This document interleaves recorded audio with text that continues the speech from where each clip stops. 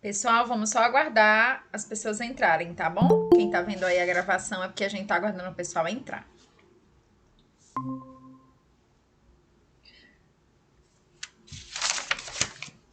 Oi, Josi. Boa tarde, Josineide. professora. Tudo bom? Boa tarde, tá me ouvindo bem? Sim, muito bem.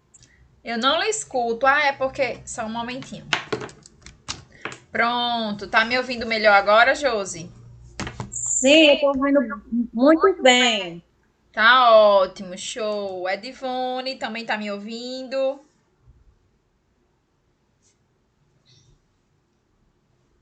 Vamos só aguardar mais um pouquinho, gente, pro pessoal entrar. Tô ouvindo.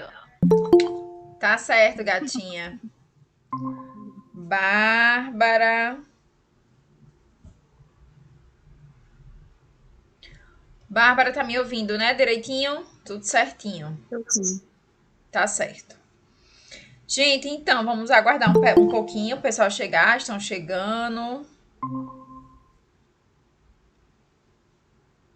Oi, Lu, boa tarde. Boa tarde. Estou Tudo bem, assistindo aula querida? aqui fora na área.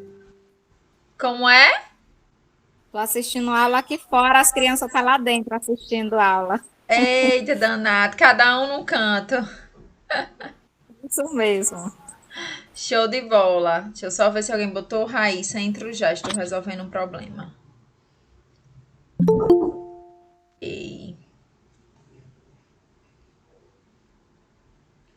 Oi, Aparecida. Boa tarde. Boa tarde. Gente, então é o seguinte, hoje nossa proposta hoje é trabalhar a parte de primeiros socorros, né? Na verdade, emergências no domicílio, parte 2, tá certo? E trabalhar a doença de Parkinson, tá? Então a gente vai falar sobre esses dois temas hoje. É uma aula bem tranquila, bem de boa, vocês vão ver que vai passar rapidinho, sem estresse. A previsão é que ela cabe aí em 1h10, 1h20, mais ou menos, tá? E aí a gente vai ver esses temas e na próxima semana a gente já encerra todos os conteúdos desse módulo, certo? Então já para vocês irem se organizando aí. Essa semana eu trabalho. Oi, Rose, boa tarde. Boa tarde, amores. Tudo bem, meu amor? Beleza, graças a Deus. Graças a Deus.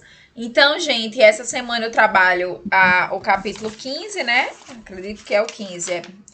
Emergências no domicílio, parte 2 e o 16. E aí, na próxima semana, a gente trabalha transtornos somatoformes e os cuidados com a medicação e encerramos esse módulo, tá? Então, nossa prova já é daqui a 15 dias. Como vocês já devem estar sabendo, né? Nós estamos aí ainda sob o decreto, mas ele encerra no próximo sábado. Então, oi, Ana Paula, boa tarde. Tá me ouvindo bem, querida? Oi, boa tarde. Tá bem, graças a Deus. E a senhora? Tô bem. Cadê Luana? Já liguei, diz ela que tá vindo. Acho que ela vem de bicicleta. Ela vai pra este com você, é? Porque a terça-feira ela fica com o tio lá no negócio, que o tio foi Sim. recarregar a bateria. Aí agora eu liguei pra ela mais cedo. Ela disse: Eu vou, você vai fazer o que pra me comer? Aí eu disse: Nada. Eita, o interesse dela é outro, viu? Aí eu acho que ela tá vindo de bicicleta. Tá bom. Então, gente, só voltando. Então, essa semana a gente trabalha esses dois capítulos, e aí na outra semana nós encerramos o conteúdo. E a previsão é que realmente nós tenhamos a volta das aulas presenciais, né? O decreto vai até o sábado, podendo se estender ou não, mas a gente acredita que pela educação ter sido votada como essencial, né, no município de Natal, aí pela Câmara essa semana. A gente acredita que a educação ela vai voltar de maneira híbrida, né? Como a gente já estava fazendo. Então, quem ainda não se sente à vontade, não se sente seguro, é de grupo de risco, pode ficar de modo remoto e de modo presencial vai realmente quem se sente confortável, certo? Então, acho que na próxima semana nós já vamos estar em sala de aula. Nossa aula já vai ser lá presencialmente e quem quiser ficar acompanhando também pelo aplicativo vai acontecer da mesma forma. E aí, daqui a 15 dias, então, dia 13, mais ou menos, a gente faz nossa provinha, certo? Próxima semana é dia 6 de abril. Então, mais ou menos no dia 13 de abril, nós estamos fazendo nossa prova, encerrando este módulo. Então, bora lá, vamos trabalhar já com VC e mais. Hoje tá faltando a gente entrar ainda. Talvez ainda estejam se organizando. Então, deixa eu projetar aqui para vocês.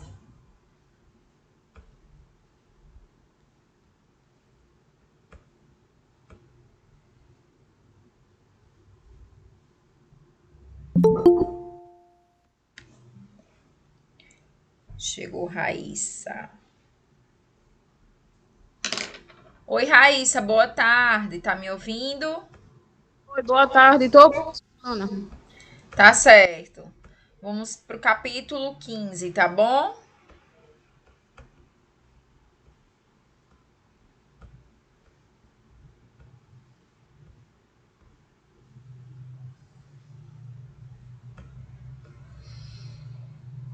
Opa, passou demais. Bora lá, minha gente. Então, vamos para o terceiro capítulo, falando sobre questões de emergências no domicílio. O primeiro foi o de reanimação, né?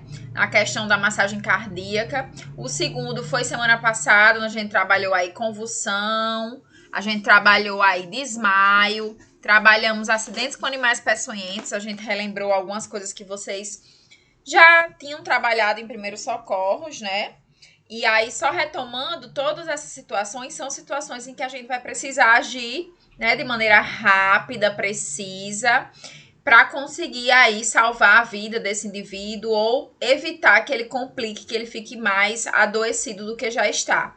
Então, todas essas situações que a gente viu até hoje, que vocês viram no módulo de primeiros socorros, elas exigem da gente aquela postura que a gente conversou, né? Do socorrista, de ter aquele espírito de liderança, de lembrar sempre de acionar em primeiro lugar a emergência, né? Os serviços de emergência para fazer o transporte daquele paciente, né? De saber verificar os sinais vitais, de saber verificar como esse paciente ele está. Então, todos esses passos que a gente vem trabalhando com vocês, eles vão ser aplicados nessas situações de emergência. Se tratando deste capítulo, o capítulo 15, aí na página 65, a gente vai conversar agora um pouco sobre outros tipos de emergências que também podem acontecer no domicílio, né? Como a situação das quedas, que são muito comuns em idosos aí, ou até mesmo pacientes cadeirantes, acamados, né? Não necessariamente somente os idosos. E também vamos conversar, além das quedas, sobre a situação de diarreias, vômitos, desidratação, que é algo muito presente também em todas as faixas etárias, principalmente derivadas de uma gastroenterite, né, uma comida que não bateu legal. A gente vai conversar sobre isso também.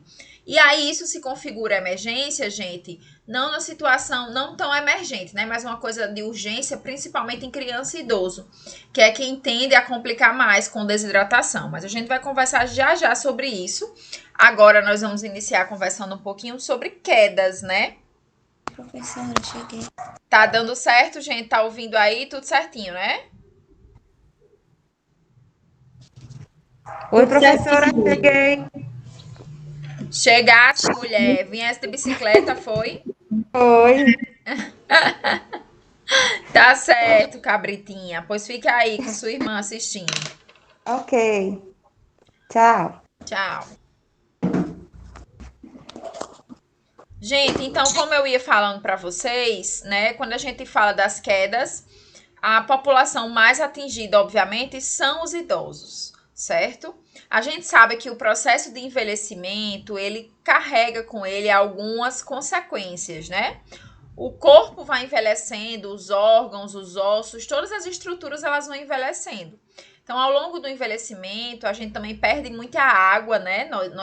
Existe uma porcentagem de água também perdida ao longo do envelhecimento, e tudo isso faz com que a gente tenha aí situações que aumentem a predisposição para quedas.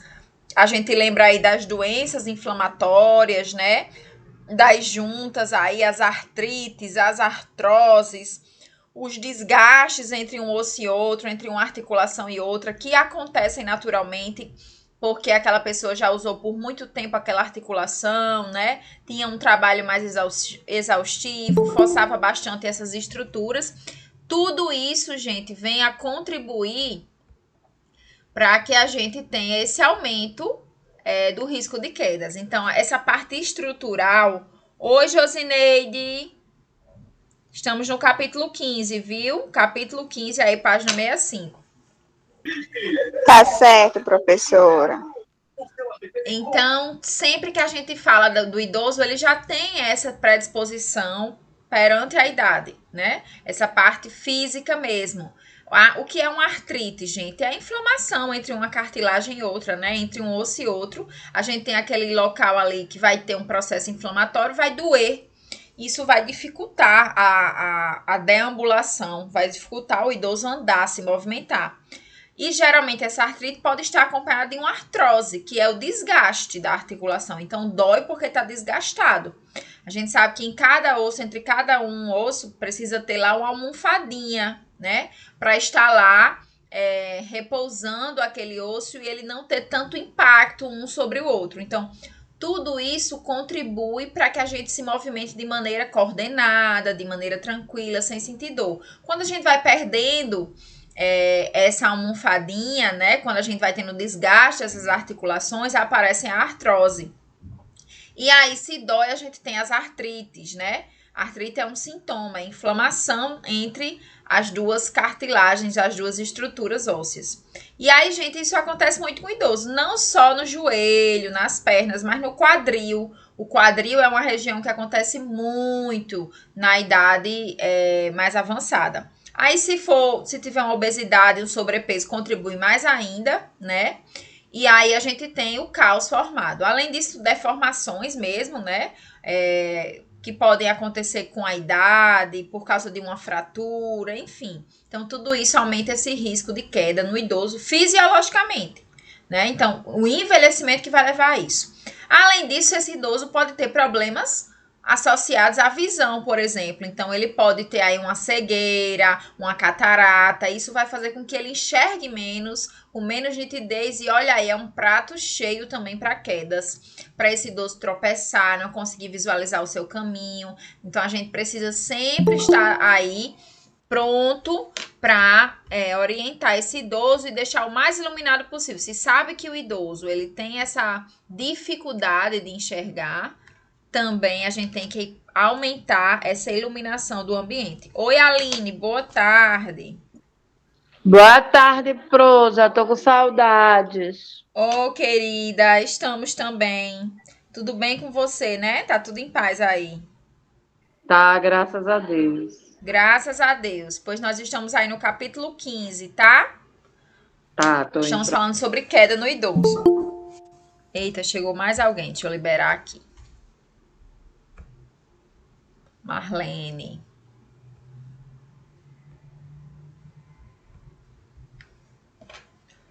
Marlene, boa tarde. Boa tarde, professora. Quero pedir desculpa que eu estava dando banho em Levi para a avó levar ele. Eita, Levi. Tá certo, não tem problema não, viu? Nós Faz estamos tempo que... Não, eu tô aqui no primeiro slide ainda, viu? Sim, tá bom. Obrigada. No capítulo 15, página 65. Tá certo? Tá E bom. saúde e seus cuidados.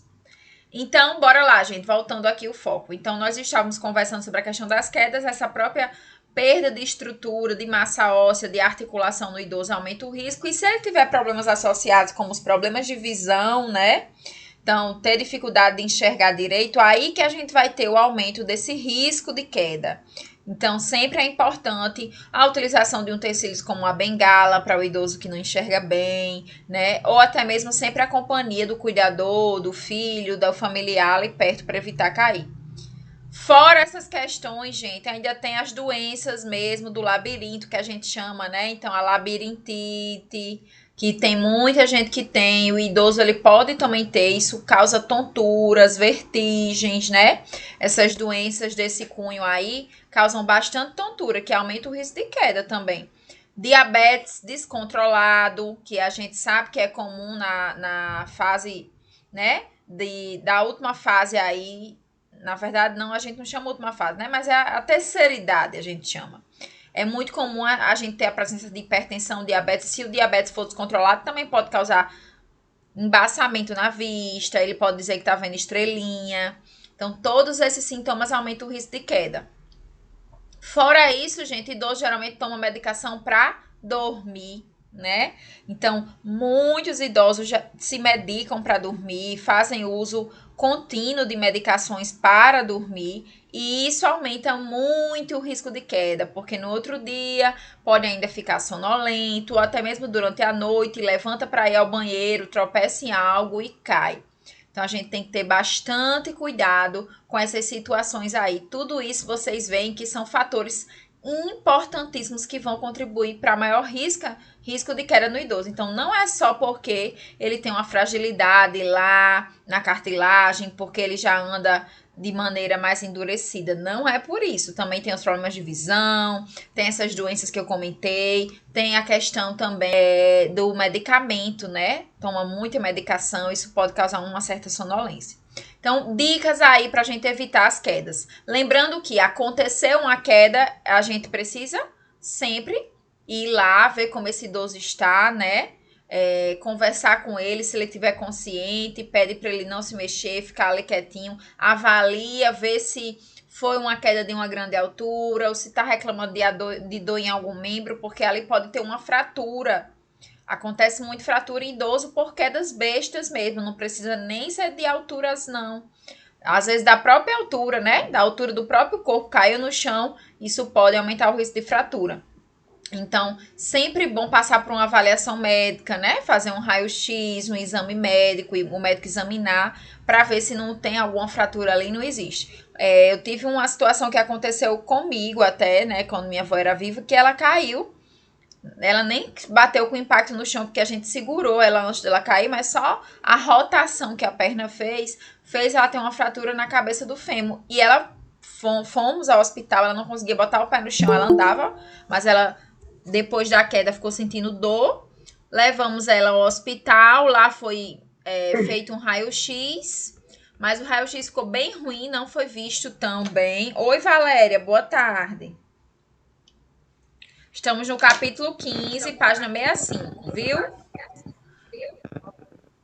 Então, gente, o raio-x não conseguiu visualizar direito, né? Foi muito ruim batido e foi para casa. Não, toma medicação para dor, já ela volta a andar. Passou uma semana sem conseguir andar. Era uma fratura bem escondidazinha, o raio-x também não tinha ficado bom e passou batido aí. Depois de uma semana ela com dor, a gente, não, vamos levar, não tem condição, vamos de novo, não é porque tá doendo, não é possível, já tomou antibiótico, anti-inflamatório, desculpa, e nada, né? E na verdade ali tinha uma fratura, então às vezes a fratura do idoso ela é bem discreta, né? E às vezes acontece com a queda bestinha, mas tem esse risco. Então, sempre que acontecer, liga, aciona a emergência. Se for algo besta que o próprio idoso levanta, diga que tá bem, ok. A gente fica observando, vê se não aparece algo diferente. Se aparecer, cabe uma avaliação. Mas quando é uma queda maior, que você vê que o paciente tá mancando, tá relatando dor, tem que passar por uma avaliação médica mesmo. Então, algumas dicas aí, a gente eliminar tudo que possa ser obstáculo, né? Para esse idoso, então, na verdade, para passar por cima de um sapato ou para passar por cima de algo que está no chão, ele pode levantar um pé do chão, deixar ficar apoiado só em um outro e cair, tropeçar, escorregar. Então, é muito perigoso. Então, a gente precisa eliminar tudo que possa ser um obstáculo para esse idoso. Coisas também que possam fazer com que ele escorregue. Então, às vezes, um tapete que é muito escorregadio, um pano no chão que é muito escorregadio, tem que ter cuidado também. Se possível, instalar a questão dos corrimões, dos suportes, né? Para que ele se segure, principalmente aí no banheiro, que é um ambiente que a gente tem por ter água, tem mais risco dele escorregar, cair, tropeçar. Então, muita atenção, instala esses suportes, esses corrimões. O sapato, gente, é essencial. A gente teve uma aula disso lá em noções de enfermagem, né? Falamos um pouquinho sobre a parte dos lençóis do paciente, sobre os cuidados com a escolha da roupa e também do sapato. E aí, quando a gente fala de sapato, minha gente, atenção à questão dos sapatos. Eu queria só mostrar aqui um slide para vocês. Deixa eu abrir ele aqui, que eu acho ele bem completo e vai ficar bem legal da gente fazer essa discussão. Não sei nem se eu já mostrei ele pra vocês, mas se mostrei, mostro de novo, não tem problema.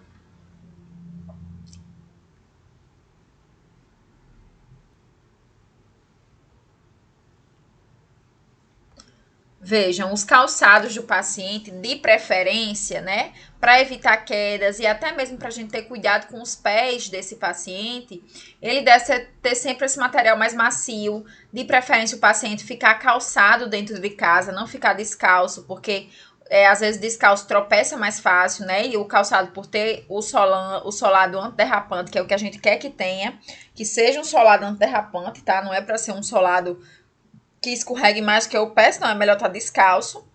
E aí, esse sapato sempre com a correinha atrás, ó. De preferência, um sapato fechado, mas ninguém vai ficar em casa de sapato fechado, né? Venhamos e convenhamos. Então, a gente pode aí colocar essa correinha por trás para segurar o calçado no pé. Isso vai evitar que o paciente tropece, caia nesse solado, nesse próprio calçado. Por isso que a gente pede para evitar chinelo, né? Porque o chinelo, ele é solto. E aí, com essa possibilidade de cair, ela aumenta muito se a gente tá usando um calçado solto. Às vezes o idoso não tem força para estar levantando os pés. E aí, na hora que vai dar a passada, uma das sandálias escorrega do pé e isso faz com que ele caia. Então, tem que ter bastante atenção com isso. Evite chinelo, minha gente. Quando eu falo em chinelo, a gente pode adaptar, né?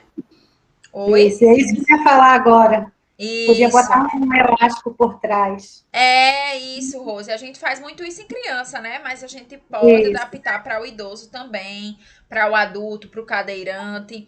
E aí, essa aqui você vê que já é da própria sandália, já vê junto, mas é difícil a gente ver comprar assim, ela presinha. Então, pode mandar botar o elástico, enfim, fazer a adaptação. Então, é bem importante que, às vezes, na hora do banho, quando o paciente vai ficar em casa, também ele não vai querer ficar de sapato fechado, né? Então, essa solução aí é um ótimo recurso. Outra coisa importante, gente, é evitar o cadarço, tá? O cadarço também é um instrumento que aumenta muito o risco de queda, né? Tanto quando o paciente vai lá amarrar, quanto se o tênis, por acaso, desamarrar e ele pisar por cima do cadarço, a queda é feia. Quem já sofreu uma queda assim sabe que não é legal. Atenção com a questão dos cremes nos pés. A gente tem muito costume, né? Ai, vamos hidratar o pé. Tem que hidratar o pé do idoso. Tem que lavar, tem que secar, tem que fazer hidratação. Principalmente se ele for diabético, porque a gente sabe que a diabetes aumenta a chance de lesões, né?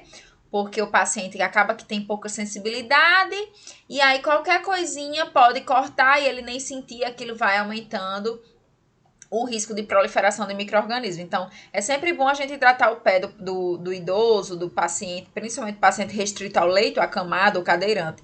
Mas atenção nos excessos, né? Deixar muito excesso de creme, ou se a gente utiliza um creme mais oleoso, que não absorve tanto no pé, essa oleosidade aumenta também o risco de queda, porque na hora que ele vai pisar, ou até mesmo pisar no próprio calçado, o calçado desliza e esse paciente cai. Então, muita atenção à questão dos cremes nos pés. A gente tem sim que hidratar o paciente, mas lembrar dessa coisinha aí que aumenta o risco. Todo mundo, quando já foi esfoliar o pé, já sentiu que às vezes o pé escorrega. Eu queria mostrar também meias com solado de borracha, que eu acho ótimo para o idoso, ou para criança, ou para qualquer paciente ficar em casa, né? Essas aqui, elas são sensacionais de criança, mas tem para adulto também. Eu já achei para adulto. Deixa eu colocar aqui adulto.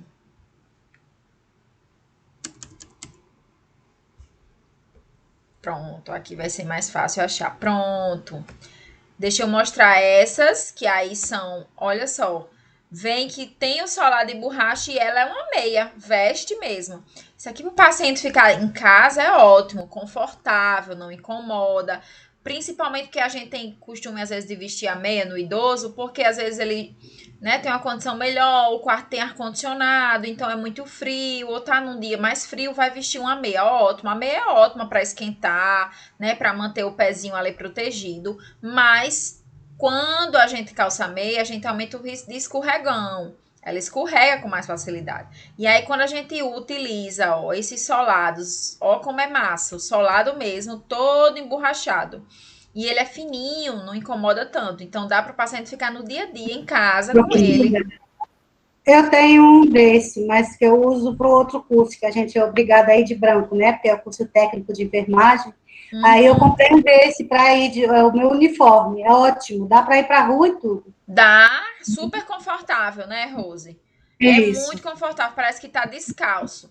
E a outra opção, gente, são essas meinhas, que essa aqui eu usava muito na minha avó, não sei se vocês já viram, deixa eu liberar aqui. Não é fazendo propaganda aqui da loja, porque eu não tô ganhando nada pra isso. Mas essa aqui é meinha mesmo, é mais pra ficar em casa mesmo. Aí que é bom e confortável, quentinho, esquenta o pé. Mas tem esse soladinho, ó, todo cheio de bolinhas. Essas bolinhas, elas nada mais são do que emborrachados. Então, evita do paciente escorregar. Então, são muito boas por causa disso. Então, a gente pode, é uma opção aí. Oi, Rosemary. Professora, boa tarde. Boa tarde, querida. Como está? Tá bem. Já tomou um cafezinho da tarde? Terminei agora, professora, por isso que eu entrei. Ah, imaginei. Por que não trouxe pra gente? Página 65, tá? Capítulo 15. Tá, já tô com ele já. Pronto, gente. Então, era isso que eu queria mostrar aqui, ó. Esse soladozinho, tá vendo? Ele evita bastante queda. Então, pra também não ficar com aquele outro modelo que às vezes esquenta mais, né? Esse aqui, ele é mais... E ele é menos rígido, esse, né? Esse é mais maleável. Aquele é mais durinho. Então, às vezes o paciente pode se incomodar. Esse aqui, não. E aí, pronto. Pode deixar o paciente em casa calçado com essas meinhas. Ao invés dele precisar estar com um calçado mesmo e isso prejudicar aí... esquentar muito a pele, né? Ou ele ficar se sentir incomodado com esse calçado ali. Então, esses são recursos que a gente utiliza para proteger o pé do paciente e para evitar as famosas quedas. A queda no idoso, que é tão comum e a gente quer tanto que ela não aconteça. Então, o que fazer? Então, ok, a gente conversou. Eu nem terminei de conversar, né? Falei aqui dos corrimãos, do sapato, mas tinha a questão da iluminação. Então, realmente, também já tinha citado, mas a iluminação é um ponto importantíssimo. Nós vimos que, claro, para induzir o sono, na hora do sono é importante a penumbra, né? Mas sempre deixar a luzinha ligada do banheiro, do corredor. São coisas que a gente sempre conversa com vocês, sempre reforça que é muito importante essa iluminação para o paciente se guiar, se sentir mais seguro, mas também para evitar as quedas. Tá? Então, iluminação é essencial. Os armários, se aquele idoso ainda é um pouco independente, ainda se troca só, ainda procura as suas coisas sozinhos, é sempre bom a gente ter portas mais leves, né? Gavetas mais leves que deslizem com mais facilidade, a maçaneta maior para o próprio idoso conseguir pegar sua roupa, pegar seus objetos, fazer suas atividades diárias sem nenhum problema. Então, por isso que a gente reforça essa independência do idoso e, claro, sempre deixar tudo mais de fácil acesso para que ele consiga fazer suas atividades sozinhas e não caia. De repente, eu quero pegar lá uma camisa que eu vou usar, mas está lá no alto. E lá vai o idoso botar um banquinho para pegar, vai, cai, e aí tudo vai por água abaixo. A gente tem um acidente doméstico que poderia ser totalmente evitado. Então, quando estivermos diante de um acidente doméstico como esse, como queda, né? Como eu sempre falei para vocês, já tinha falado há 10, 20 minutinhos atrás, é importante a gente avaliar o ambiente. Então, a gente avalia o ambiente para saber, e o paciente, obviamente, para saber se aquilo ali foi tão grave a ponto de precisar ligar para o socorro. É claro que muitas vezes a gente não está vendo, mas tem ali por dentro algo acontecendo. O ideal seria que a gente sempre levasse para tirar as dúvidas, para fazer uma anamnese, para fazer um exame médico melhor, o médico examinar, levar essa vítima. Mas às vezes é um tropeção, algo que foi ali mais localizado, o paciente não bateu a cabeça no chão, não bateu a região torácica no chão, nem a coluna, então tem menos risco, a gente maneja, faz um gelo, né? Sempre que tiver pancada, um local que acabou de bater, a compressa é gelada, não é quente, tá? Então, faz uma compressa ali de gelo. Cuidado também que o gelo pode queimar a pele. Então, sempre tirar um pouquinho para observar como tá lá o aspecto da pele. E ficar observando. Mas se você vai ver que a vítima tá desacordada, desmaiou ou tá reclamando de dor, não consegue se mover, tem que ligar para o socorro, tentar acalmá-la se ela estiver consciente, né? Se houver alguma fratura, se houver algum descolamento, ou você perceber que tem alguma luxação, algum ossinho saiu do lugar, não vamos abordar esse osso, não vamos empurrar, tentar colocar o braço no lugar, o dedo no lugar, isso não é o nosso papel, certo? E de preferência não movimentar muito a vítima, sempre porque a gente sabe que corre o risco de lesão lá na medula, na coluna. Principalmente se cai assim de uma alturinha, como vocês estão vendo nessa foto aí, né? O indivíduo caiu de uma escada de 2, 3 andares, é baixinha, mas é uma altura maior que ele. Quanto mais alto, maior o impacto, mais o risco de ter complicações devido a essa queda. Beleza, gente? Ficou claro aí a questão de quedas, né? Sim, professora. Ficou. Certo, gente. Então é bem tranquilo, nada demais. Agora a gente vai conversar um pouquinho sobre a parte de desidratação e logo em seguida falar de vômito e diarreia. Por que que eu trouxe desidratação primeiro? Porque a desidratação vai ser justamente, ela vai ocorrer, ela vai ser precedida por geralmente quadros diarreicos ou quadros de vômito. O que é que você quis dizer, professora? Eu não entendi. Eu quis dizer que o paciente, ele desidrata muito mais fácil se ele tiver com diarreia ou vomitando ou os dois. Então, primeiro vamos entender o que é desidratação. A desidratação é a falta de uma quantidade adequada de água no organismo. Então, a gente lembra lá da aula, primeira aula de noções de enfermagem, onde eu falei para vocês a função da água, transporte de substâncias no corpo, compõe todos os órgãos do nosso corpo, em todo órgão tem água, né? Ela participa aí do transporte e eliminação de substâncias tóxicas para fora do corpo, participa do nosso metabolismo celular, então ela é importantíssima.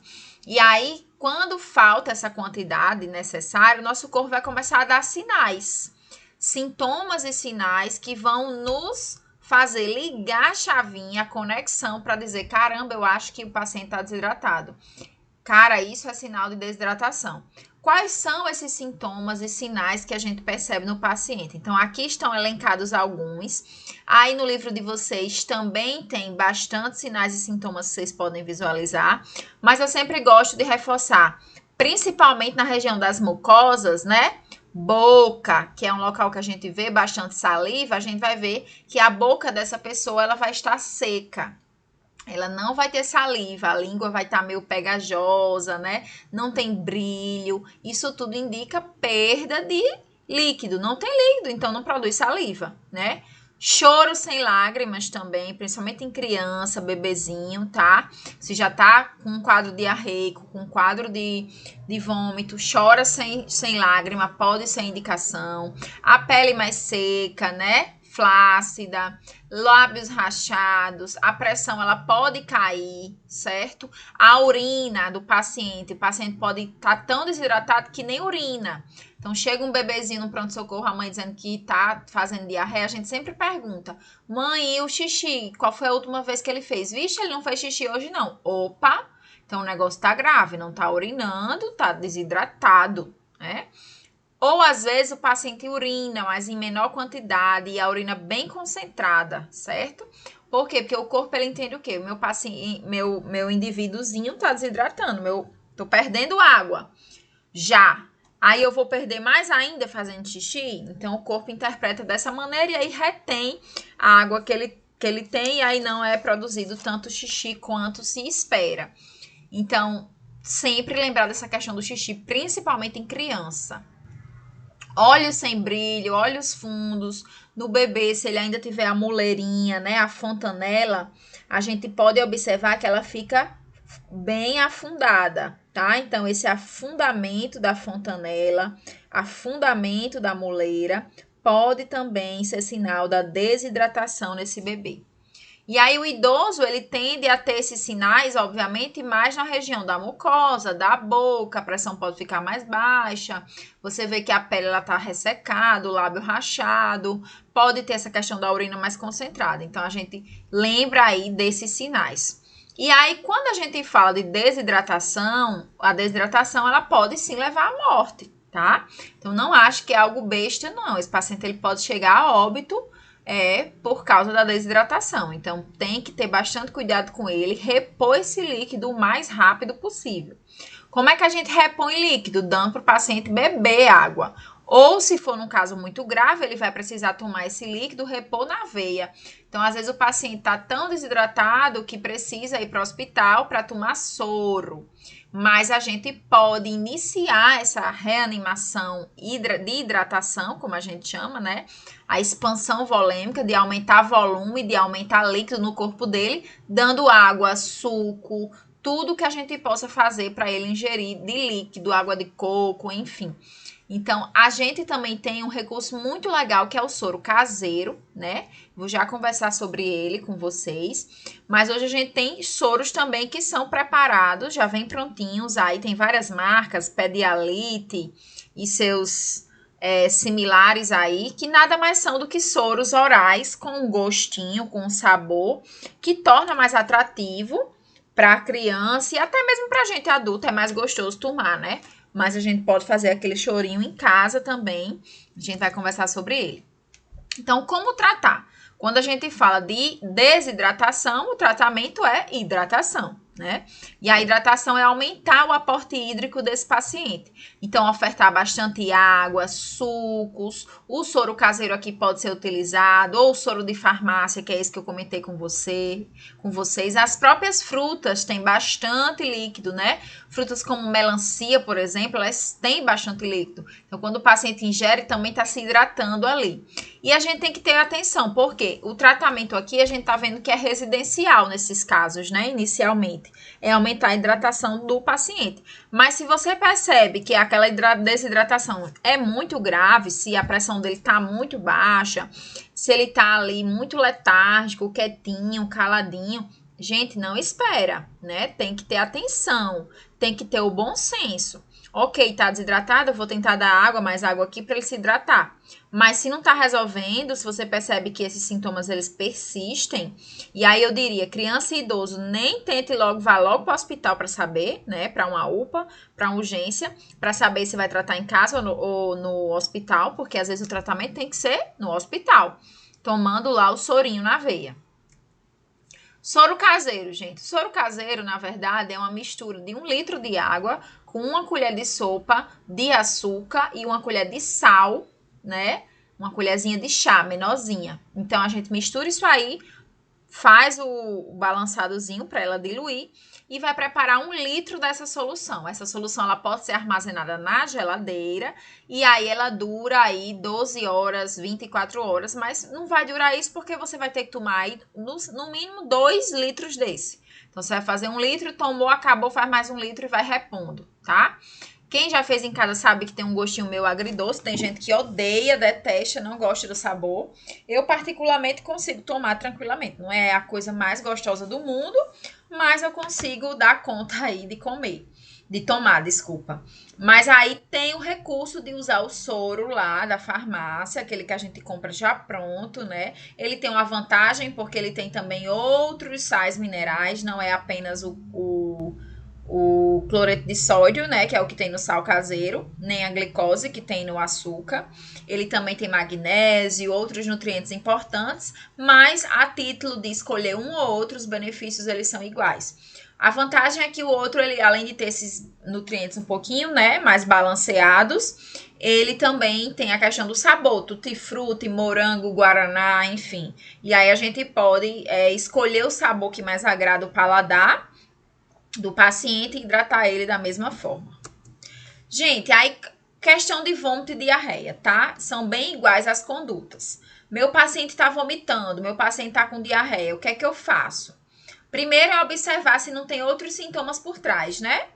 Então, muitas vezes o paciente tá vomitando, mas também tem uma febrezinha, também tá com mancha no corpo, também tá com dor de cabeça, também tá mais esmurecido, mais molinho. Não é para esperar, certo? A gente pode tratar de um vômito em casa, de um diarreia em casa? Pode.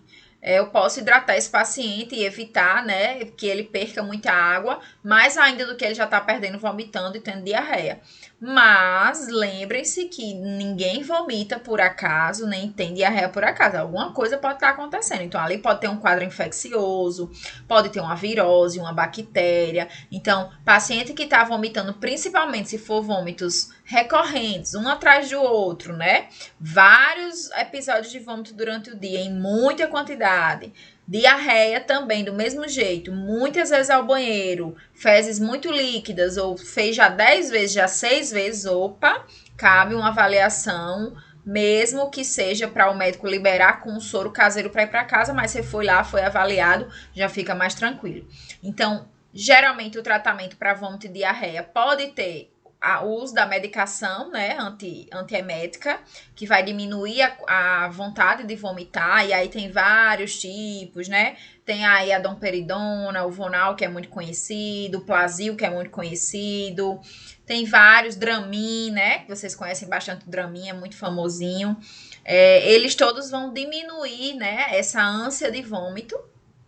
E pode ser algo bacana se o paciente está vomitando direto, para ele vai aliviar. Com aquele enjoo, aquela sensação de enjoo, né? Ele alivia a sensação de enjoo. Então, eles são bons nesse sentido. Mas eles podem também mascarar a doença. Então, tem que ter muito cuidado de analisar, né, o que é uma coisa e o que é outra. Então, sempre que o paciente vomita, eu vou hidratar ele. Cada vômito que ele der, eu vou oferecer água. Vomitou de novo, mais água. Vomitou de novo, mais água. Fora a água, entre os períodos que ele não tá vomitando. Então, toda a vida que ele tiver um episódio de diarreia, que eu ofereço 100, 200 ml de água para repor aquilo que ele botou para fora. E aí, claro, paciente que vomita um atrás de outro, às vezes até a própria água ele não consegue aceitar. E ele Professora, vai... Oi? Desculpa ter interrompido a senhora. Não, pode falar. Quando eu fui ter Levi, eu tava vomitando muito. Cada contração que dava, sabe? Eu vomitava. Uhum. Aí eu já tava, não tinha mais nada no estômago, já tava saindo, eu acho que era o suco do estômago. Aí o médico veio me avaliar, né? Aí ele disse, nossa, ela precisa rapidamente de água. Aí ele disse, olha, cada vez que você vomitar, você toma água. Aí as enfermeiras veio e me trouxe um bocado de copinho de água, sabe? Uhum. Aí ajudou bastante, porque quando eu sentia a contração, aí eu tomava água, eu vomitava essa água, sabe? Aí tomava de novo, com o tempo vinha outra contração, aí eu vomitava tudo que eu colocava. Só que não tava mais saindo mais aquela... uma coloração o suco gástrico, Sim, aquele meio amarelado, esverdeado, né? Sim, começou a sair a água. Começou a sair água clara, bem transparente mesmo, sabe? Mas foi horrível, meu Deus. É horrível. Pensar. Gente, aqui, claro, a gente tá falando do vômito mais causado por doenças inflamatórias, por doenças infecciosas, porque é o mais comum, mas uma sensação de dor intensa também pode causar náusea e vômito, né? Até mesmo tem pessoas que enjoam na viagem, o carro balançando, ou uma brincadeira mais brusca com a criança pode vomitar, rodou muito ela. Então, toda a vida também que vomitar, independente de estar com virose, ser bacteriano, não é bom ofertar água para a gente repor esse líquido que foi eliminado. Então, sempre lembrem disso. Tratamento para vômito e diarreia é hidratação. Aí, claro, tem essas medicações que vão ajudar a diminuir o enjoo, essa sensação de enjoo, mas nem sempre ela é preciso. E tem que investigar a causa. Vomitou por quê? Ah, não, vomitou porque estava com a dor intensa. Ah, não, vomitou porque comeu algo que não fez bem, né? Que fez mal ali. Não, vomitou porque estava brincando num brinquedo que rodava, ficou tonto, vomitou. Ok, tem que procurar a causa. Então, paciente vomitou, paciente de vocês em casa vomitou, pensem, abre o alerta para imaginar o que pode ter feito ele vomitar ali, certo?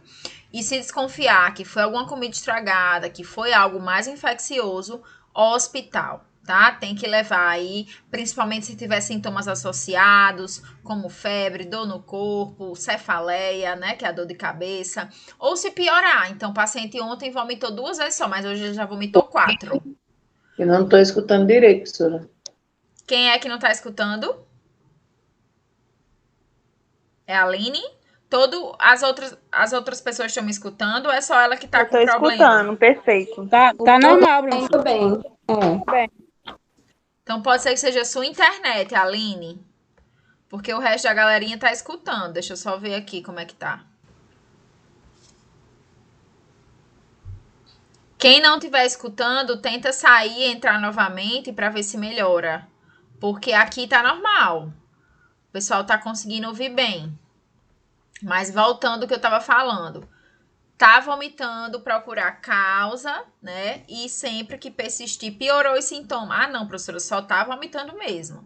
Mas não tem febre, não tem nada, mas tem vômito. Só que tá piorando. Ontem vomitou 2 vezes, hoje já tá vomitando 4, 5 vezes. Opa! Isso aí piora, né? Então, se tá piorando, também cabe uma avaliação. E aí, obviamente, a partir de uma avaliação médica vai se ver, pode ser que seja liberado para casa só com soro, pode, né? E ficar observando, pode ser que precise ficar lá, tomar um soro na veia, ou até entrar com alguma medicação, fazer algum exame de sangue. Então, tem que ser avaliado. Já a diarreia, gente, vale o mesmo princípio, certo?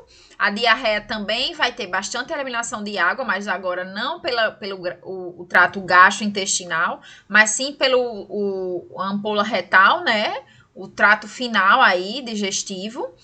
E, obviamente, se perde muita água nas diarreias, né? Como no vômito também. E essa água que perde, ela tem que ser reposta. Então, sempre vai no banheiro, hidrata o paciente. Foi ao banheiro, hidrata o paciente. Fez 10 vezes vai ter que tomar água depois que foi ao banheiro. Sempre pra gente tentar ir repondo esse paciente, hidratando esse paciente, tá? Aí, atenção a algo que pode acontecer também. Às vezes, a gente muda a dieta do paciente, né? Então, o paciente, por exemplo, era um paciente que comia coisa mais sólida, mas aí, ao longo da progressão da doença, da demência, ele não consegue mais aceitar alimento sólido. Então, ele tem dificuldade de mastigar e tudo mais, e isso pode trazer a situação da gente precisar triturar os alimentos ou dar para ele uma alimentação mais pastosa.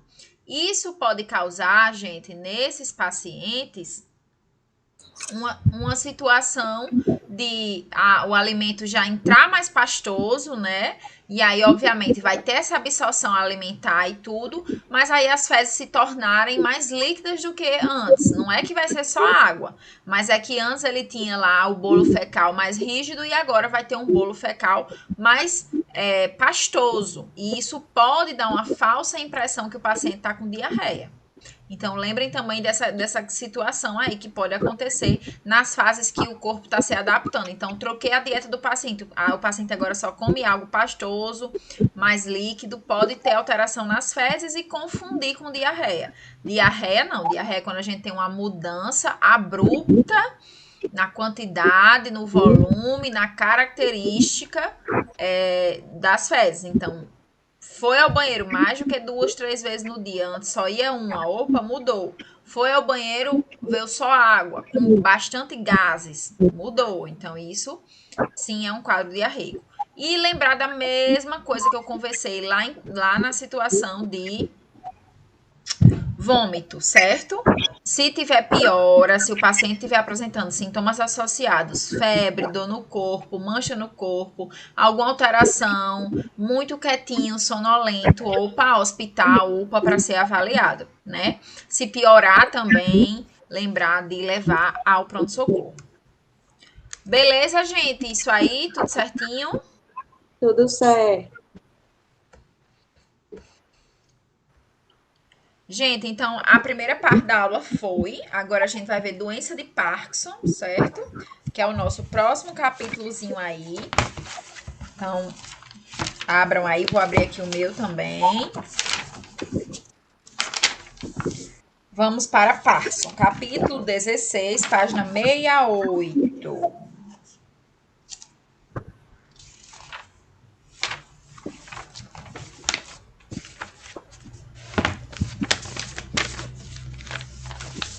Vou abrir aqui a aula para vocês.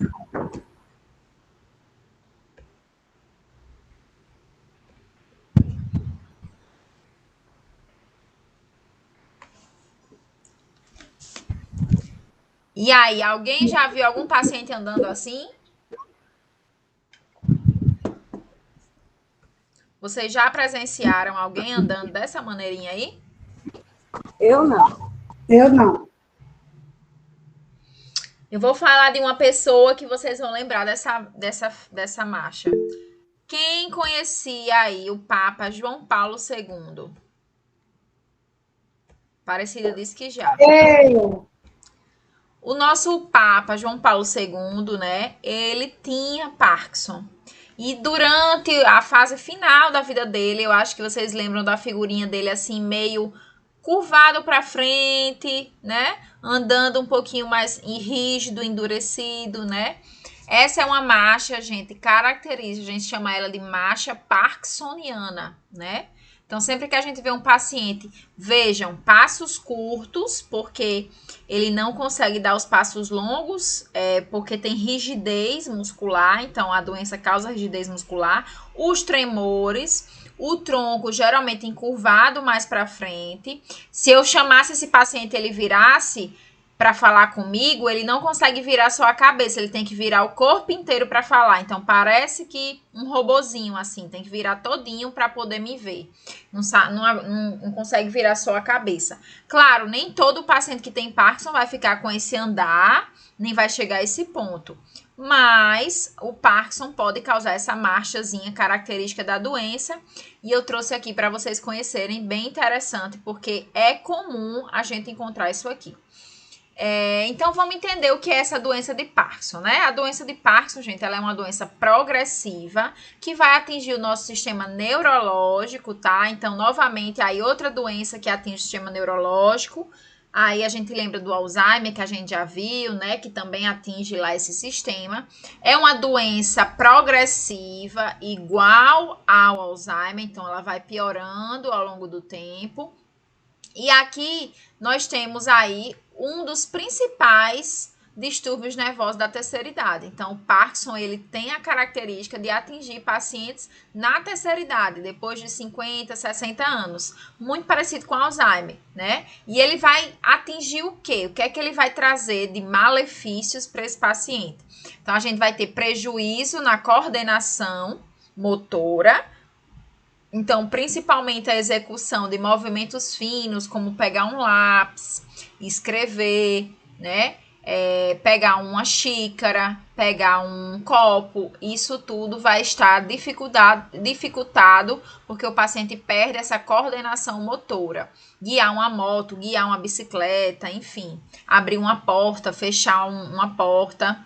Além disso, provoca os tremores, que são muito conhecidos na doença. Então, o tremor é a característica que mais as pessoas citam. Se a gente fosse fazer uma pesquisa, o que é que o Parkinson causa? Todo mundo ia falar tremor.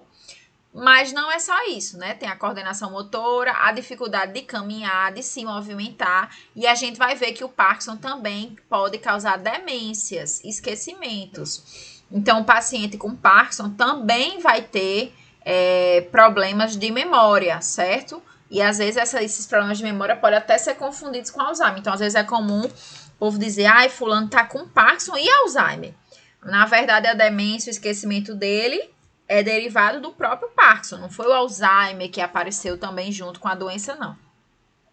E aí, gente, isso aqui é para vocês entenderem da onde vem a doença. Hoje já tem o estudo bem avançado sobre como o Parkinson causa distúrbio neurológico. Então, a gente já sabe que tem a ver com um neurotransmissor chamado de dopamina. Então, aqui onde eu estou com a setinha, vocês estão vendo uma situação normal. E aqui embaixo, vocês estão vendo uma situação... Oi? Eu tenho uma pergunta. Pode falar. Os homens, eles são mais atingidos com o mal de Parkinson do que as mulheres? Sim, verdade. Nós temos aí a população masculina mais atingida. Diferente do Alzheimer, que tanto um quanto o outro é atingido, o Parkinson tem realmente um aumento de chance no sexo masculino. E geralmente a gente vê mais homens, né? É verdade. É verdade, certíssimo. Foi Aparecida, não foi? Foi. Foi, querida, pois é verdade, certíssimo, é isso mesmo.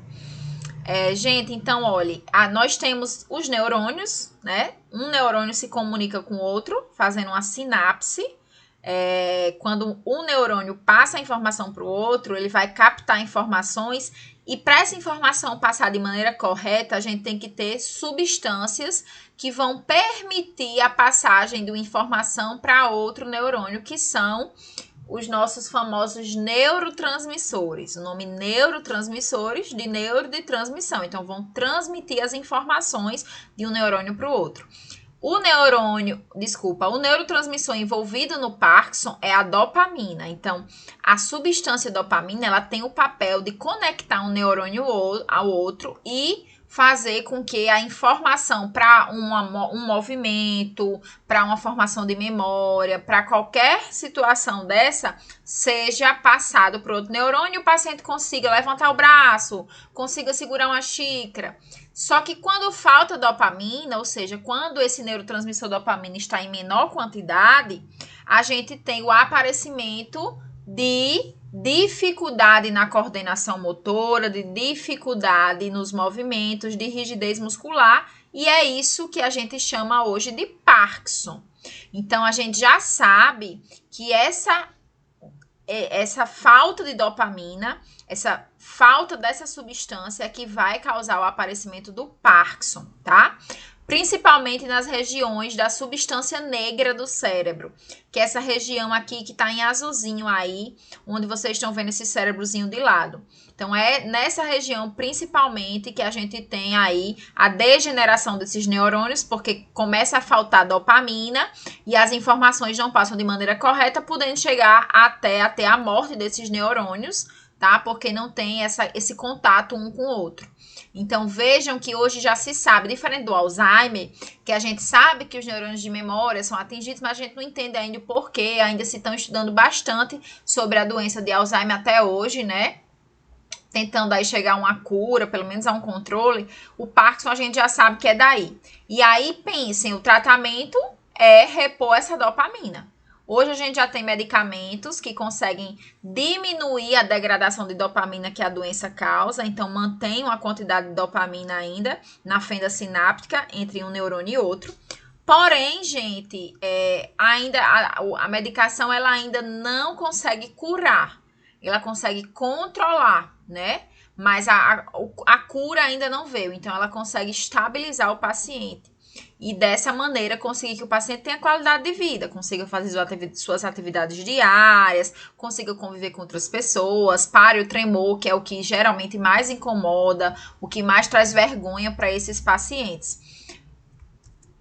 Então, nós temos aí, né, a apresentação de quais são os sintomas, então. A gente já comentou alguns, né, vocês já viram aí alguns, mas o tremor, que é muito comum, muito famoso, né? Então, a maioria das pessoas vão relacionar Parkinson a tremor. Desequilíbrios, tá certo? Porque o paciente tem muita instabilidade postural. Então, vejam, ele se curva para frente na tentativa de mudar o centro de gravidade do corpo e evitar cair. Então, essa curvatura mais para frente, ela é muito característica do paciente com Parkinson, porque ele sofre mais de desequilíbrios, né? E, além disso, ele tem uma rigidez muscular muito grande. A musculatura é sempre rígida, sempre contraída. Isso causa uma braticinesia, uma lentidão nos movimentos. Então, é aquela pessoa que faz um movimento mais lentificado. Além disso, a gente pode ter problemas de memória, como eu falei para vocês. Então, o paciente que tem o Parkinson, ele pode sim apresentar déficit de memória, se tornar mais esquecido, esquecer das atividades diárias, esquecer nome de alguém, apresentar uma demência mesmo, né? E às vezes é confundido e muita gente diz, Virgem Maria tem Alzheimer e também tá tendo Parkinson agora, certo? Mas na verdade é do próprio Parkinson. Então nós temos aí essa doença que é bem comum, viu, gente, nessa faixa etária da terceira idade. Alguns sintomas psicológicos podem vir acompanhados da doença, certo? Então, alguns sintomas neuropsicológicos. O paciente pode sofrer de depressão, principalmente pela situação da vergonha, né? Da questão da ansiedade que está associada a sair em público, porque tem o tremor, todo mundo vai falar e vai ver. Então, tem muito isso deles se recluírem, ficarem mais em casa, isolados, e isso pode aumentar o risco de ansiedade e depressão. Um prejuízo cognitivo, né, porque vão desaprendendo a conseguir fazer as coisas sozinhos, então a cognição ela também vai sendo prejudicada. Pode ter prejuízo de olfato, tá? Então o paciente pode perder a capacidade de sentir os cheiros de maneira adequada, então isso também já é relatado como um sintoma neurológico do Parkinson. Alterações do sono. Então, o paciente pode sofrer de insônia ou até mesmo dormir demais, mas é mais comum que o paciente tenha insônia mesmo, tá? Então, a insônia ela também está bem presente no paciente com Parkinson. Dificuldade de deglutição, porque obviamente ele vai tendo mais rigidez muscular e a região da nossa traqueia, da glote, né, gente? É toda essa região da glote, da epiglote, onde a gente engole, é músculo. Então, se tem uma rigidez, a gente pode ter aí uma disfagia, uma dor para engolir ou dificuldade de engolir.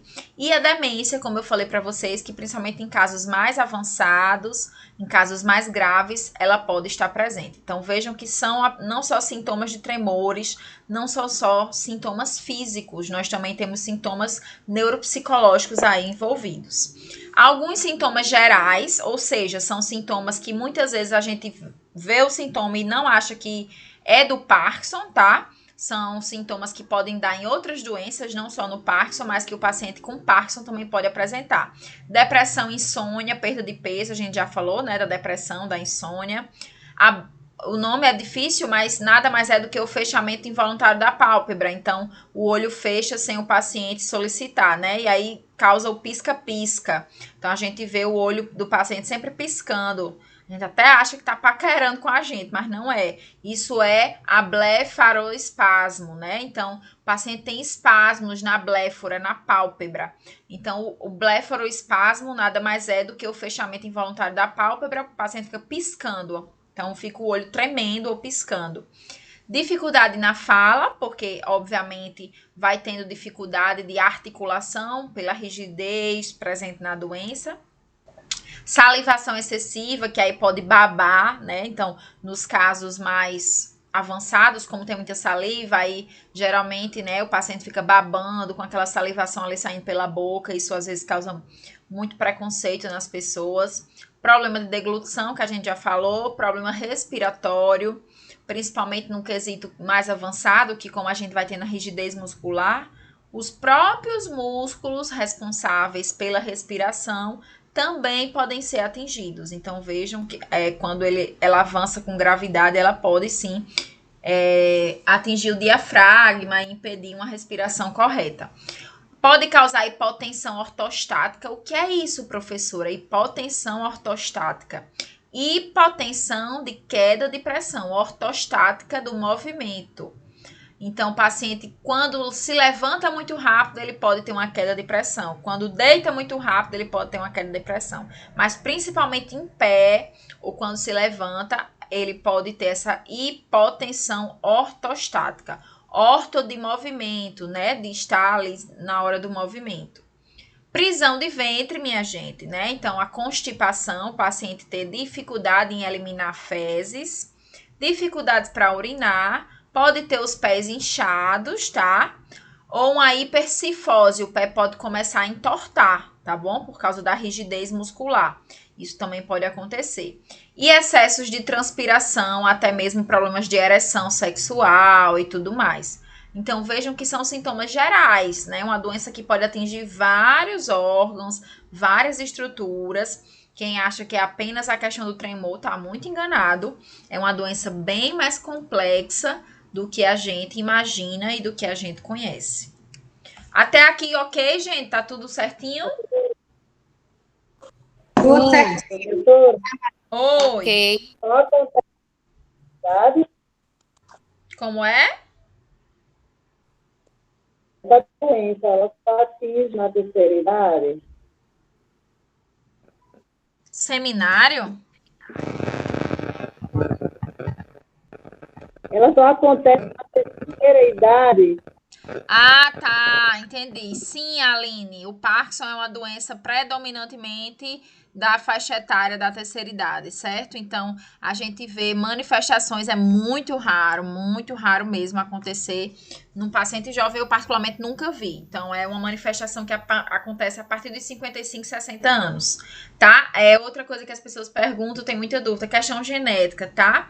Ainda não se sabe a relação genética, então, acredita-se que não tem muita ligação com isso, de ter um na família e você ter mais chance de ter, porque seu pai teve. Mas toda doença tem um cunho genético por trás, a gente sabe bem disso, mas diferentemente do Alzheimer, que isso já é bem comprovado, a gente já sabe aí realmente que tem uma porcentagem muito forte de chance de, se você tem sua mãe com Alzheimer, uma irmã com Alzheimer, aqui não tem tanta relação direta, tá? Mas pode ser que sim, aconteça mais de um caso na família. Gente, então vai havendo uma progressão, né? Então, o paciente começa com incapacidades e paralisia só de apenas um lado, unilateral, né? Então, pode ter um tremor só na mão esquerda ou só na mão direita. Depois, essa incapacidade vai passar para os dois lados de maneira bilateral. Então, ele começa a ter o tremor na mão esquerda e na mão direita. E aí, depois, pode evoluir para os outros sintomas do desequilíbrio, né? Quedas, a discinesia. O que é isso? Discinesia, né? Cinesia de movimento, de descontrole. Então, perde o controle dos movimentos do corpo, certo? Então, por isso que aumenta o risco de queda, tem essa rigidez, esse tremor, aquele andar que a gente viu lá no início da aula, aquela foto daquele senhorzinho andando que parece um robozinho. A demência, como eu disse, só em casos mais avançados, né? Quando a gente já tem aí uma doença mais arrastada, uma progressão maior dessa doença. E as alucinações que também podem ocorrer, né? Também pelo quadro de demência, né? Então, as alucinações, elas podem estar presentes, mas geralmente no quadro bem mais avançado, não estão tão presentes diariamente, não. É algo para realmente o paciente que já está no estágio avançado, às vezes nem anda mais, nem consegue comer mais sozinho, já está todo rígido mesmo. Tratamento, minha gente. O tratamento, ele envolve uma equipe, né, multidisciplinar, vários profissionais aí para apoiar esse paciente, inclusive o cuidador, que deve entender da doença, como vocês estão conhecendo aqui agora, deve saber aonde a doença pode afetar, né, para não estar dizendo besteira, nem não apoiando o paciente. Então, eu fui cuidar de um paciente que tem Parkinson, mas ele está esquecido, deve estar com Alzheimer também. Não, já sabe que agora também pode ter demências decorrentes do Parkinson. E aí tem os medicamentos, certo? Os medicamentos são medicamentos, o principal, né? O carro-chefe é a levodopa, que nada mais é do que uma imitação sintética da dopamina, que a gente viu lá, né? Que é a dopamina que tem que estar presente para ter a sinapse entre os neurônios. Então, ela aumenta essa disponibilidade de dopamina, e isso diminui a progressão da doença e os sintomas da doença, mas como eu disse, ainda não leva à cura. E esses medicamentos, eles têm que ser usados nos horários bem direitinhos, bem corretamente, para ele ter efeito, tá? Então, são medicações que a gente tem que ter um rigor, um cuidado de estar ali sempre olhando, verificando se está tudo certinho.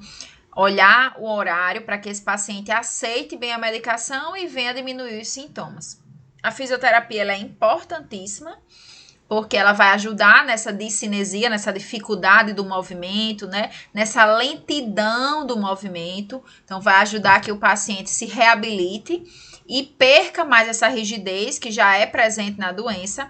A fono, para ajudar na questão da fala, porque como a gente viu também, pode causar dificuldade na fala, na deglutição, né? No ato de engolir. Então, a fonoaudiologia, ela entra aí nesse aporte para ajudar o paciente a comer, para ajudar o paciente a engolir, né? A falar bem, porque a fala pode ficar também mais arrastada, pode ficar trêmula. A terapia ocupacional, para ensinar esse paciente a se readequar no ambiente, né? Então, apesar dos tremores, a gente precisa levar o paciente para comer na mesa, e aí pode fazer adaptações, uma colher maior, um prato maior, né? Para evitar que ele se mele com facilidade, até de repente fazer aí uma colher já pregada já com uma abraçadeirazinha que a gente chama, que é para apoiar nos dedos, e aí o paciente não vai precisar fazer um movimento encolher tanto a mão para comer, a colher por si só já é tortinha, e aí ela já entra na boca com mais facilidade, né?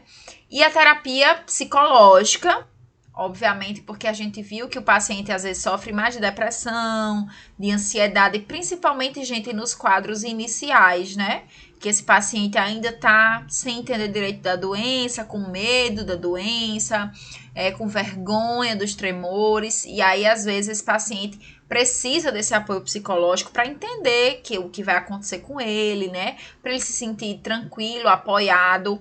E aí a importância de nós como cuidadores, como família também, a família ela é um elo muito importante para esse paciente, estarmos aí apoiando, confiando na melhora dele, né? E entendendo os processos dessa doença que é tão prejudicial, que é tão incapacitante, né, que muitos e muitos pacientes acabam de fato adquirindo a depressão, ficando mais reclusos por vergonha, né, que ainda existe muito preconceito com a questão dos tremores que acontecem e que vão carregar, né, esse paciente aí para o resto da vida dele.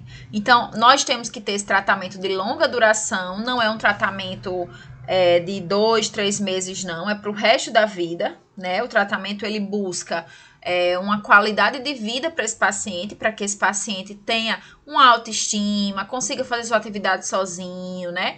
Consiga levar a sua vida, tocar a sua vida, independente da doença. E aí precisa, obviamente, da cooperação do próprio paciente, dele querer estar bem, dele entender o processo de adoecimento, mas saber que tem perspectiva, que não é o fim, que não é a morte, né? Do cuidador, de estar ali sempre firme, apoiando esse paciente, apoiando o familiar, trazendo para ele um novo olhar sobre a doença, não de incapacidade, mas sim de possibilidades, juntamente com a família. E aí a gente sempre, claro, pede que esse paciente tenha um acompanhamento mais específico, de preferência com o médico neurologista, né, para acompanhar, para fazer a dosagem das medicações, ver o que está funcionando e o que não dá, porque é o médico especialista mesmo na parte neurológica. Mas, óbvio, isso não impede que esse paciente ele tenha um acompanhamento no médico, com um médicozinho de família lá do posto, né? Com um geriatra, com qualquer outro médico que venha para somar nesses resultados. Muitas vezes o paciente vai ao neurologista só de 6 em 6 meses, uma vez no ano, e a medicação do dia a dia fica a cargo, né, do médico que está ali à frente do posto de saúde ou na consulta ambulatorial, que vai assistir ele também da melhor forma possível. Então, quanto mais a gente trouxer atenção, cuidados, um tratamento efetivo, menor vai ser o sofrimento desse paciente, menor vai ser o desconforto dele, né? Então, sempre que a gente puder levar a palavra de autoestima para que ele se sinta seguro, para que ele não se sinta ali incapacitado, a gente vai estar fazendo um benefício para ele, certo? Então, aqui a questão do papel de cada um, né?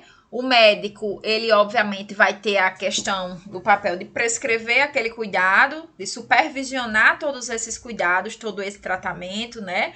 Ter a coordenação desse atendimento e, obviamente, sempre estar disposto para ajudar. O paciente, ele tem uma importância muito grande, porque ele precisa estar participando disso, ele precisa estar consciente da doença, entender a sua doença e a evolução dela e a importância do tratamento para que ele não fique incapacitado, né? Isso vai elevar a sua autoestima, que é fundamental para que ele consiga se cuidar. O cuidador, que vai estar ali dando aquele suporte, vai estar dando aquela atenção, aquela assistência, né? Aquela sensibilidade na observação do dia a dia, porque somente o cuidador que vai estar ali no dia a dia do paciente, vendo diariamente o que é que está acontecendo com ele, se está progredindo a doença, o que é que apareceu de novo, o que é que tem de informação nova aí para compartilhar com a equipe que está cuidando desse paciente, né? Então, o cuidador, ele vai servir como esse intercâmbio mesmo, né? De informações, de alterações, ele que vai trazer aí para o familiar, para o médico, para os outros profissionais, a evolução do paciente. E a família, obviamente, dando o apoio afetivo, ajudando, cuidando, compreendendo, né?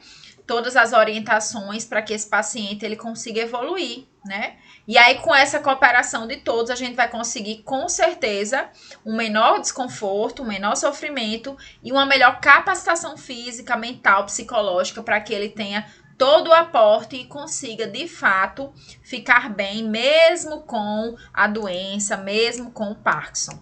Algumas dicas importantes, tá? Que a gente pode adotar aí para melhorar o dia a dia desse paciente. Então, muito importante fazer a casa o mais adaptada possível, né? Principalmente se já tem alguma limitação, se já tem uma rigidez, se não anda mais com tanta facilidade. Então, fazer adaptações dos móveis, adaptações na casa, de repente utilizar um quarto que já tem um banheiro, né? Essas trocas são interessantes. A alimentação de acordo com a necessidade do paciente, né? Sempre respeitando suas vontades, seus gostos. Se a gente percebe que o paciente está evoluindo para muito engasgo, é sempre bom relatar ao médico, porque isso pode indicar a progressão da doença. Lembrem que o Parkinson pode dar também problemas de deglutição. O paciente tem dificuldade de engolir. Então, se ele já está engasgando, já pode significar que a doença está progredindo. Então, sempre avaliar isso aí.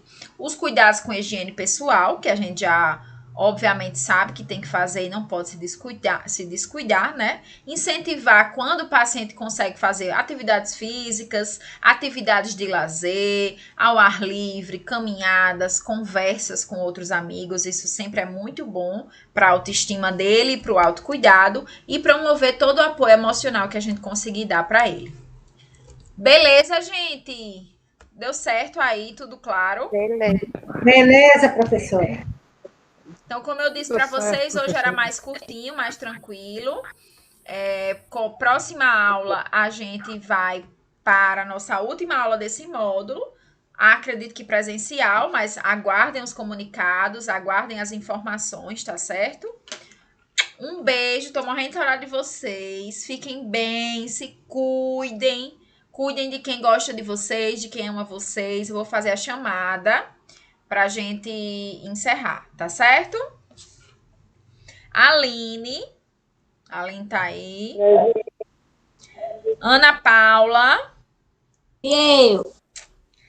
Lu, Antônia Lucinda. Bárbara. Presente. Edivone. Professora Antônia Lucinda tá, viu? Eu vi. Eu botei.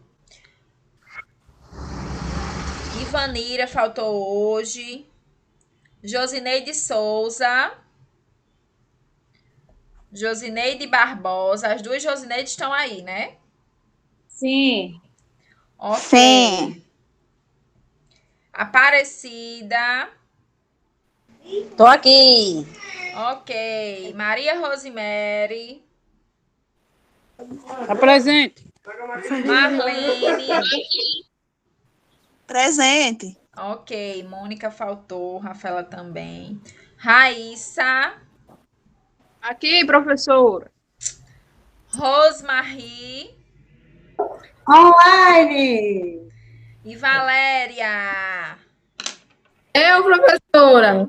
Tô com saudade da senhora, mulher. Saudade, meu povo. Pois um cheiro. Boa semana. Ei, eu não existo não, nessa chamada? Existe não, que Jana não tá aqui. Na hora que Pois, bota meu nome aí, viu? sem querer. Tô brincando. Tá aqui sim, Luana. Viu? Eu não chamei só pra mexer com você. Oi, Lu. tá, Sim, né? eu escutei, tá? Também. Tá certo, querida, mas eu botei a presença, tá bom? Tudo certinho. Ok. Pois um beijo, O povo gente. tudo no café pra ficar Vou acordado. tomar um cafezinho agora, nesse momento. Mais uma aula hoje. Tchau, Tchau, gente. professora, meu amor. Cheiro. Beijo.